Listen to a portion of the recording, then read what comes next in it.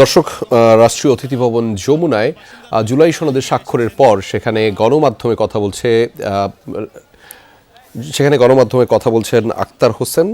আমরা সরাসরি যুক্ত হচ্ছি তার বক্তব্যে। চুল পড়া অনেক কমে গেছে, থ্যাংক ইউ মা। চুলের ভিটামিন জুই মাল্টিভিটামিন কোকোনাট অয়েল পেতে পারি, বাংলাদেশ রাষ্ট্র যেন জুলাই সনদের পূর্ণ সুফলটা ভোগ করতে পারে, তারই নিরিখে আমরা আজকে জুলাই সনদের যে আনুষ্ঠানিকতা, স্বাক্ষরের আনুষ্ঠানিকতা আমরা আজকে সম্পন্ন করেছি। আমরা আপনাদেরকে একটা বিষয় জানিয়ে দিতে চাই যে এবারের যে নির্বাচন, সেটা যেমন একই সাথে জাতীয় সংসদ নির্বাচন এবং একই সাথে এটা সংবিধান সংস্কার পরিষদের নির্বাচন। আগামীকাল শপথ গ্রহণ অনুষ্ঠান অনুষ্ঠিত হবে।